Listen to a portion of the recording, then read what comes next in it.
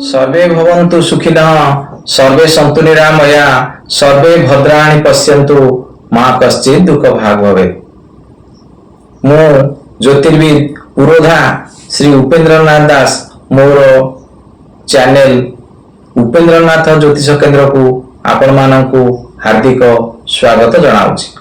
आसंतु बंधुगण आमे आउ एक गुरुत्वपूर्ण विषय रे आलोचना करिबा। आमे पूर्व अध्याय जातक 12टी घर बा भाव सहित परिचित होते। आज आसतु से भाव गुड़िक बा से घर गुड़िक विषय रे गभीर भाव में किसी आलोचना करिबा। आमे तो पढ़ीचे कुंडली रे 12टी भाव थाए। यही भाव गुड़ी को भावर निजस्व परिचय आज चिन्हिबा।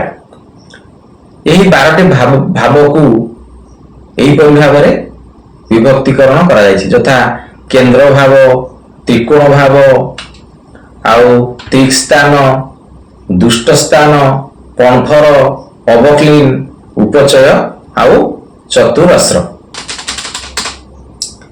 आउ आमे तो आगरू लग्न घर टिकु आमे जानिछे। व्यक्ति विशेष जो लग्न रे जन्म होइतिबो तार सेही घरटी लग्न हेबो। आउ ए केंद्र घर को आमे कौन बुझिबा? जेकोसी जातक रे लग्न भाव, चतुर्थ भाव आउ सप्तम भाव, दशम भाव, यही चारोटी भाव को केंद्र स्थान बोली जातक रे कहा जाए। जार जोटी लग्न होइताउ, कार मेष लग्न होइताउ कि वृष लग्न होइताउ कि मकर लग्न होइताउ, कुंभ लग्न होइताउ बा मीन लग्न, जे कोनसी लग्न होइताउ, 12टी लग्न होइताउ जे कोनसी लग्न होइताउ, तार प्रथम घर हेबो, तार प्रथम घर, चतुर्थ घर, सप्तम घर आउ दशम घर हेबो केंद्र घर। सेही परि त्रिकोण घर कोन? त्रिकोण घर हेबो प्रथम घर बा लग्न घर, पंचम घर आउ नवम घर। एही तीनोटी घर बा भाव को आमे त्रिकोण बोली बुझिबा। तापरे त्रिक स्थान ये गोटे खराब घर, एगुड़िक दुष्ट स्थान भी कह जाए। और युग है षष्ठ घर, अष्टम घर आउ दश घर। आउ तापरे पंथर घर कौन? पंथर घर हेउची लग्न कुंडलीर द्वितीय घर, पंचम घर, अष्टम घर आउ एकादश घर। तापरे अवक्लीन घर, अवक्लीन घर हेउची तृतीय घर, षष्ठ घर, नवम घर आउ द्वादश घर। तापरे उपचय घर, उपचय घर होउची लग्न कुंडलीर तृतीय घर आउ षष्ठ घर, दशम घर आउ एकादश घर। तापरे चतुरस्र घर, चतुरस्र घर होउची कुंडलीर चतुर्थ घर आउ अष्टम घर, चतुर्थ भाव बा अष्टम भाव। आसंतु यार एक उदाहरण नहीं आउ टिके भल भाव में बुझिबा। आसंतु ए उदाहरण रे आमे विभिन्न भावर नाम गुड़ी को जानिबा। प्रथमे आमे उदाहरण रे देखिबा केंद्र घर आमे काहा को बुझुचे। ये गोटे पूर्व भारतीय शैलीर लग्न कुंडलटी। एथिरे आमे लग्न जन्म समय रे व्यक्ति विशेषकर जो लग्न रे जन्म होइथिबे सेटा तांकर प्रथम घर लग्न घर हबो। मने करंतु जणे व्यक्ति एटी मिथुन घरे जन्म होइछन, तार लग्न मिथुन घर। उदाहरण टे नबा, एटा हला मिथुन घर, तार लग्न ये तार हबो द्वितीय घर,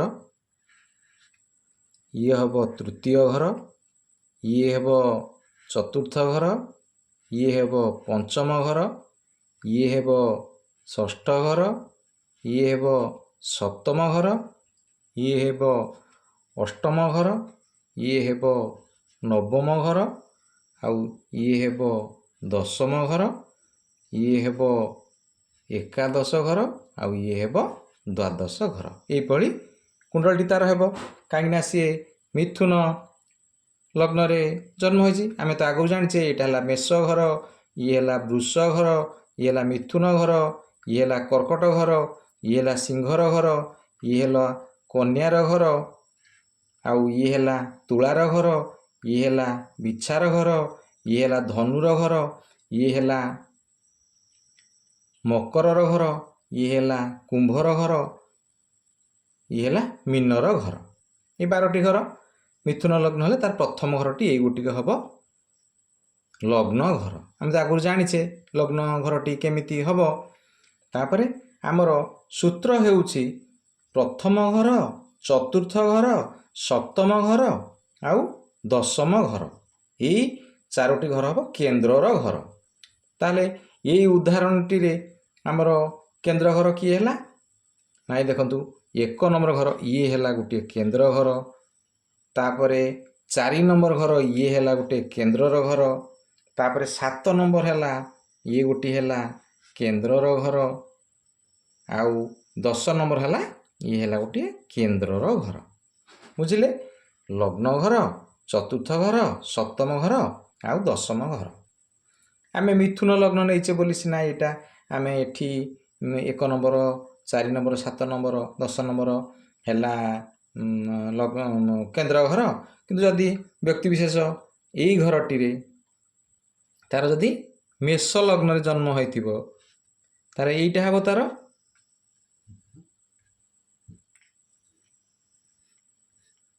ଯଦି ମେଷ ଲଗ୍ନରେ ଜଣେ ବ୍ୟକ୍ତିବିଶେଷ ଜନ୍ମ ହୋଇଥିବ ତାହେଲେ ତାର ମେଷ ଘରଟି ହେବ 1 ନମ୍ବର ଘର। ବୁଝନ୍ତୁ, ଏ ଗୋଟିଏ ଭଲ କି ବୁଝନ୍ତୁ। ଆପଣଙ୍କ ପାଖକୁ ଆଗକୁ ଜାତକ ବିଭିନ୍ନ ପ୍ରକାରର ଜାତକ ଆସିବ ଦେଖିବା ପାଇଁ। ଆପଣ ତାକୁ ଦେଖିବେ, ତାକୁ କେଉଁଟିକ ତାର କେନ୍ଦ୍ର ଘର କ'ଣ ତାର ନିରୂପଣ ସେମିତି କରିବେ। ଯଦି ମେଷ ଲଗ୍ନରେ ଜଣେ ଜନ୍ମ ହୋଇଛି ତାର ଏଇ ଘରଟି ହେବ ଲଗ୍ନ ଘର। ମେଷ ଘରଟି ତାର ହେଲା ଲଗ୍ନ ଘର।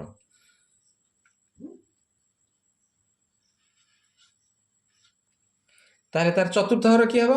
1, 2, 3, 4 ଏଇଟା ହେବ ତାର ଚତୁର୍ଥ ଘର। ଆଉ ସେମିତି 5, 4, 5, 6, 7 ଏଇଟା ହେବ ତାର ସପ୍ତମ ଘର। ଆଉ 7, 8, 9, 10 ଇଏ ହେବ ତାର ଦଶମ ଘର। ତାହେଲେ ଜାତକରେ ଆମର କ'ଣ ଜାଣିଲେ? ଲଗ୍ନ ଘର, ଚତୁର୍ଥ ଘର, ସପ୍ତମ ଘର ଆଉ ଦଶମ ଘର ଏମିତି ହେବ। ଇଏ ହେଲା କେନ୍ଦ୍ରର ଘର। ତାପରେ ଆଉ ଗୋଟିଏ ଉଦାହରଣ ନେଲେ ଆପଣ ଆଉ ଟିକେ କନଫର୍ମ ହେଇଯିବେ। ଦେଖନ୍ତୁ, ଜଣେ ବ୍ୟକ୍ତି ମନେକର ଏଇଠି ମକର ଘରେ, ମକର ଲଗ୍ନରେ ଜନ୍ମ ହୋଇଛି। ମକର ଲଗ୍ନ ଏଇଟା ହେଉଛି ମକର ଘର। ଆମେ ଆଗରୁ ପଢ଼ିଛେ ମକର ଘରେ ଜନ୍ମ, ମକର ଲଗ୍ନରେ ଜନ୍ମ ହୋଇଛି ମାନେ ତାର ମକର ଘରଟି ହେବ 1 ନମ୍ବର ଘର। 4 ନମ୍ବର ଘର କିଏ ହେବ? 1, 2, 3, 4 ଏ ଘରଟି ହେବ ତାର ଚତୁର୍ଥ ଘର। 5, 6, 7 ଇଏ ହେଲା ତାର ସପ୍ତମ ଘର। ଆଉ ଇଏ ହେବ ତାର ଦଶମ ଘର। ତାହେଲେ ଏଇ ମକର ଲଗ୍ନର ବ୍ୟକ୍ତିବିଶେଷଙ୍କର ହେବ କିଏ କେନ୍ଦ୍ର ଘର? ଏଇ ଘରଟି କେନ୍ଦ୍ର ଘର, ଏଇ 4 ନମ୍ବର ଘରଟି କେନ୍ଦ୍ର ଘର, 7 ନମ୍ବରଟି କେନ୍ଦ୍ର ଘର ଆଉ 10 ନମ୍ବରଟି କେନ୍ଦ୍ର ଘର। ନିୟମ ସବୁବେଳେ ସମାନ। 1 ନମ୍ବର, 4 ନମ୍ବର, 7 ନମ୍ବର, 10 ନମ୍ବର ଇଏ ହେବ ସବୁବେଳେ କେନ୍ଦ୍ରର ଘର। ଯିଏ ଯେଉଁ ଲଗ୍ନରେ ଜନ୍ମ ହୋଇଥିବ ତାର ସେଇଠୁ ହେବ। ଆଉ ମନେ କରନ୍ତୁ ଜଣେ ମୀନ ଲଗ୍ନରେ ଜନ୍ମ ହୋଇଛି,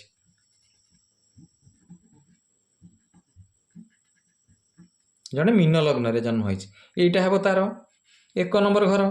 1, 2, 3, 4 ଇଏ ହେବ ତାର ଚତୁର୍ଥ ଘର। 4, 5, 6, 7 ଇଏ ହେବ ତାର 7 ନମ୍ବର ଘର। 7, 8, 9, 10 ଇଏ ହେବ ତାର ଦଶମ ଘର। 1, 2, 3, 4, 5, 6, 7, 8, 9, 10 ମୀନ ଲଗ୍ନ ବ୍ୟକ୍ତିବିଶେଷଙ୍କର ଇଏ ହେବ ଜନ୍ମକୁଣ୍ଡଳୀ, ଇଏ ହେବ କେନ୍ଦ୍ରର ଘର। ବୁଝିଲେ ଭଲ କି? ଯିଏ ଯେଉଁ ଲଗ୍ନରେ ଜନ୍ମ ହୋଇଥିବ ତାର ସେଇଟା 1 ନମ୍ବର ଘର। ଆଉ ଆମର 1 number, 4 number, 1 number, 4 number, 7 number ଆଉ 10 ନମ୍ବର ଘରଟି ହେବ କେନ୍ଦ୍ରର ଘର। ୟାକୁ ତ ବୁଝିଲେ। ତାପରେ ଆସନ୍ତୁ ଜାଣିବା ତ୍ରିକୋଣର ଘର।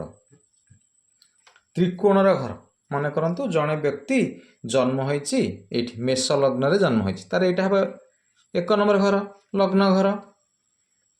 ତାପରେ ଆମର ସୂତ୍ର କହୁଛି ଯେ ତ୍ରିକୋଣ ହେବ 1 ନମ୍ବର, 5 ନମ୍ବର ଆଉ 9 ନମ୍ବର। ତାର ଗଣନ୍ତୁ 1, 2, 3 4 5 ये हम गोटे त्रिकोणर घर।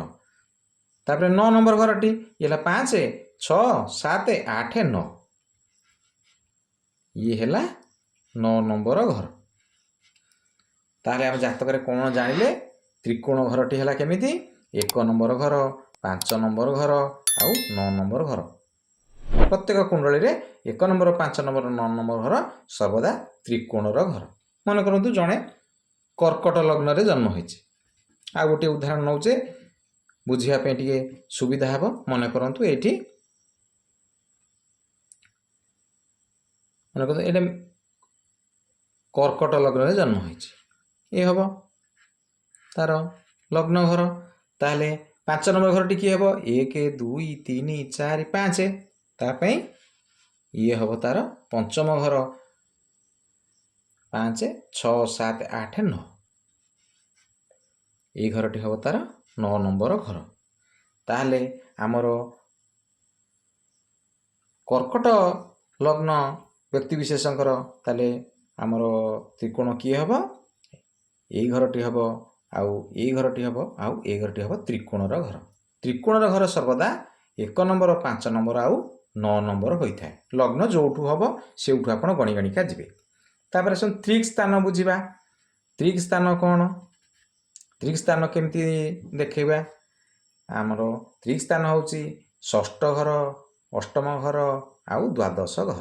त्रिक स्थान यह दुष्ट स्थान भी कह जाए। धरतु जड़े व्यक्ति एठी तुला लग्न रे जन्म होइछि तार एटा 1 नंबर घर।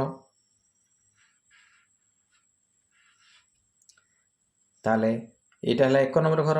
सेटू आम आम नियम कौन कहते 6 8 12 तार गणतु 1 2 3 4 5 6 ये हम तार 6 नंबर घर 6 नंबर घर। आउ ये हम 6 7 8 ये है 8 नंबर घर। आउ ये हम 12 नंबर घर ये है 12 नंबर घर। ताहले यही तुला राशि तुला लग्न व्यक्ति विशेषकर त्रिक स्थान किए हम षष्ठ घर एटा अष्टम घर आउ द्वादश घर। बुझिले बुझिया तो एथर सहज हम ये गला त्रिक स्थान। सेमती पणफर घर कौन बुझा। पणफर घर हूँ द्वितीय पंचम अष्टम आउ एकादश। देखंतु जड़े ये मन कर मेष लग्न रे जन्म होइछि तार 1 नंबर घर टी किए हम 1 नंबर घर है। तापर एटा हम 2 नंबर घर आउ एटा हम 5 नंबर घर 1 2 3 4 5 आउ ये हम 5 6 7 8 आउ 8 9 10 11 आमर यही मेष मेष लग्न व्यक्ति विशेषकर कौन हम ना पणफर घर किए हम पणफर घर नियम है द्वितीय पंचम अष्टम आउ एकादश। ये मेष लग्न व्यक्तिर पणफर घर किए है यही घरटी है पणफर घर ये घरटी 5 नंबर घरटी है ये 8 नंबर घरटी है आउ यही एकादश 11 नंबर घरटी तार पणफर घर। बुझिले आसतु एक उदाहरण नहीं गोटे अवक्लीन घरर विषय जानिबा। मन करंतु जड़े व्यक्ति एठी कर्कट लग्न रे जन्म ग्रहण करिछि।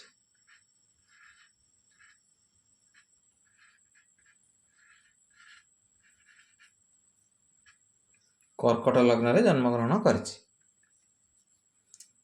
ताहले तार एटा हम लग्न घर आउ अवक्लीन घरर नियम कौन हूँ ना तृतीय घर षष्ठ घर नवम घर आउ द्वादश घर। ताहले यार तृतीय घर किए हम 1 2 3 ये हम 3 आउ 6 3 4 5 6 आउ 6 7 8 9 9 10 11 12 ताहले କର୍କଟ ଲଗ୍ନରେ ଜନ୍ମଗ୍ରହଣ କରିଥିବା ବ୍ୟକ୍ତିବିଶେଷଙ୍କର ଅବକ୍ଲିନ ଘର କିଏ ହେବ? ତୃତୀୟ ଘର, ଏଇଟା ହେଲା ତୃତୀୟ ଘର, ଆଉ ଷଷ୍ଠ ଘର, ଆଉ ନବମ ଘର, ଆଉ ଦ୍ୱାଦଶ ଘର। ଇଏ ହେଲା କର୍କଟ ଲଗ୍ନ ବ୍ୟକ୍ତିବିଶେଷଙ୍କର ଅବକ୍ଲିନ ଘର। ମନେ କରନ୍ତୁ ସେମିତି ଆଉ ଜଣେ ଯଦି କୁମ୍ଭ ଲଗ୍ନରେ, ମନେ କରନ୍ତୁ ଆଉ ଗୋଟେ ଉଦାହରଣ ନେବା, କୁମ୍ଭ ଲଗ୍ନରେ ଜଣେ ଜନ୍ମଗ୍ରହଣ କରିଛି, କୁମ୍ଭ ଲଗ୍ନ,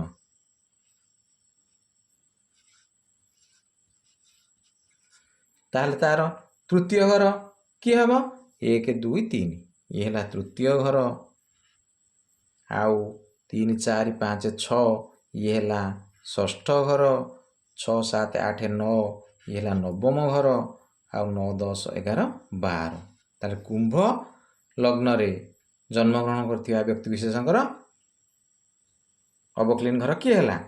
3 6 9 12। ଏଇ ଘର ଗୁଡ଼ିକ ତାର ହେଲା ଅବକ୍ଲିନ ଘର। ତାପରେ ଉପଚୟ ଘର ଆସନ୍ତୁ ଦେଖିବା। ଉପଚୟ ଘର, ଯେଉଁ ଉପଚୟ ଘରର ନିୟମ ହେଉଛି ଘରର ଲଗ୍ନ କୁଣ୍ଡଳୀର ତୃତୀୟ, ଷଷ୍ଠ, ଦଶମ ଆଉ ଏକାଦଶ। ମନେ କରନ୍ତୁ ଏଇ ମେଷ ଲଗ୍ନରେ ବ୍ୟକ୍ତିଟି ଜନ୍ମ ହୋଇଛି, ତାର ନିୟମ ହେଉଛି କ'ଣ? ତୃତୀୟ ଘର 1 2 3 ତୃତୀୟ ଘର, ଆଉ 3 4 5 6 ଷଷ୍ଠ ଘର, ଆଉ ଦଶମ ଘର 6 7 8 9 ଦଶମ ଘର, ଆଉ ଏକାଦଶ ଘର।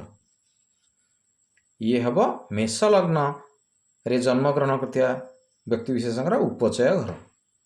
1 2 3 4 5 6 ଷଷ୍ଠ ଘର, 7 8 9 10 ଦଶମ ଘର, ଆଉ ଏକାଦଶ ଘର। ଏଟା ତ ବୁଝିଲେ। ତାପରେ ଚତୁରସ୍ର ଘର, ଚତୁରସ୍ର ଘର ହେଉଛି କ'ଣ? ବ୍ୟକ୍ତିବିଶେଷ ଜନ୍ମଗ୍ରହଣ ଚତୁର୍ଥ ଘର ଆଉ ଅଷ୍ଟମ ଘର। ତାହେଲେ ଦେଖନ୍ତୁ ଚତୁର୍ଥ ଘର କିଏ ହେଉଛି? ମନେ କରନ୍ତୁ ଉଦାହରଣଟିଏ ନେଉଛେ, ମେଷ ଲଗ୍ନରେ ଜଣେ ଜନ୍ମ ହେଇଛି, ତାର ଚତୁର୍ଥ ଘର କିଏ ହେବ? 1 2 3 4,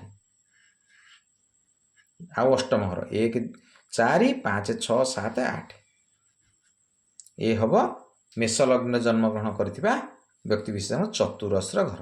ଏଇ ନିୟମ ଗୁଡ଼ିକୁ ଆପଣ ଜାଣିଲେ ହିସାବ କରିବାକୁ, ହିସାବ କରି ଜାଣିଦେବେ। କ'ଣ ହେଲା ନା କେନ୍ଦ୍ରର ଘର ହେବ ପ୍ରଥମ ଘର, ଚତୁର୍ଥ ଘର, ସପ୍ତମ ଘର, ଆଉ ଦଶମ ଘର।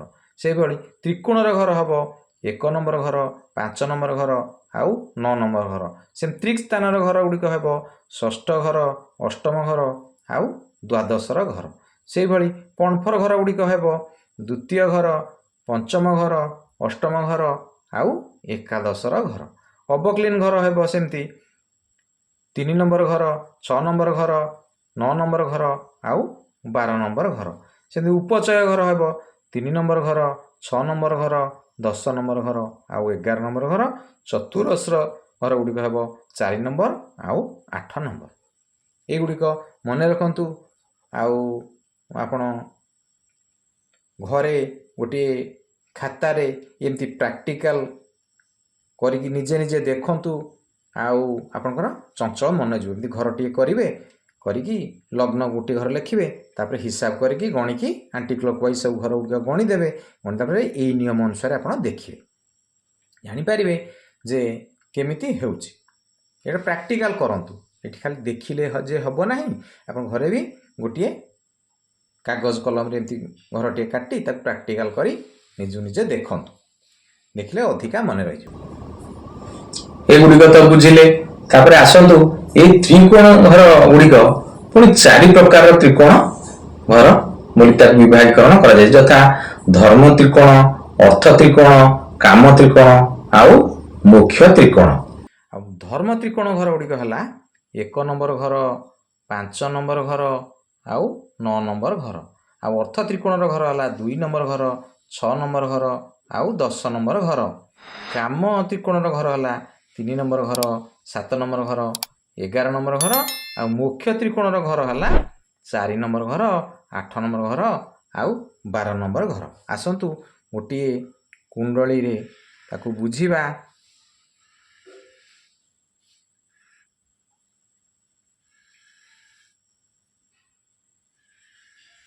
ଇଏ ଗୋଟିଏ କୁଣ୍ଡଳୀର ଡାଇଗ୍ରାମ।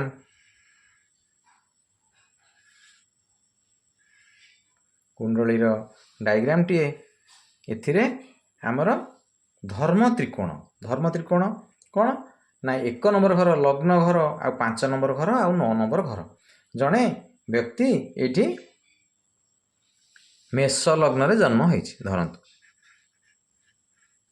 मेष लग्न रे जन्म होइछि ताहले तार 1 नंबर घरटी आ 5 नंबर घरटी 1 2 3 4 5 आ 9 नंबर 5 6 7 8 9 मेष लग्न रे जन्म होइतिबा व्यक्ति विशेषंकर त्रिकोण कि हबो एई घरटी हबो आउ एई 5 नंबर घरटी हबो आउ एई 9 नंबर घरटी हबो मन करंतु जणे वृष लग्न रे जन्म ग्रहण करछि ताले एठी मन कर जणे जन्म ग्रहण करछि ताले 1 नंबर घरटी तार कि हबो एटा हबो 1 नंबर घर 1 2 3 4 5 एटा हबो 5 नंबर घर आउ एटा हबो 9 नंबर घर वृष लग्न व्यक्ति विशेषकर 1 5 9 से मन करतो आउ गोटे उदाहरण नहीं देखिबा जड़े व्यक्ति मन करतो बिछा लग्न रे जन्म ग्रहण टे करछि ताहले तार अर्थ त्रिकोण कि हबो नियम कहउछि 2 नंबर 6 नंबर आ 10 नंबर ताहले 2 नंबर कि हबो 1 एटा हला 2 नंबर आउ एटा हला 2 3 4 5 6 नंबर आउ 10 नंबर 6 7 8 9 10 ये हला तार अर्थ त्रिकोण 2 6 10 ये हला तार अर्थ त्रिकोण रो घर से भलिया आपनकर काम त्रिकोण का हम कहिबा काम त्रिकोण रो उदाहरण टे नेकी देखिबा मन करंतु जने व्यक्ति से बिच्छा लग्न रे जन्म होइछि तार काम त्रिकोण कि हबो 3 नंबर 7 नंबर आउ 11 नंबर घर ताले बिच्छा लग्न रो 3 नंबर घर टी कि हबो 1 2 3 एटा हला 3 नंबर घर तापरे एटा हबो 3 4 5 6 7 नंबर घर आउ 7 8 9 10 11 नंबर घर ये हला बिच्छा लग्न रो काम त्रिकोण घर बुझिले तापरे मुख्य त्रिकोण घर आसन देखिबा आ गोटे उदाहरण नबा ताकू मुख्य त्रिकोण केमती आ गोटे लग्न नेकी देखिबा एठी नियंतु मकर लग्न रो उदाहरण टे नबा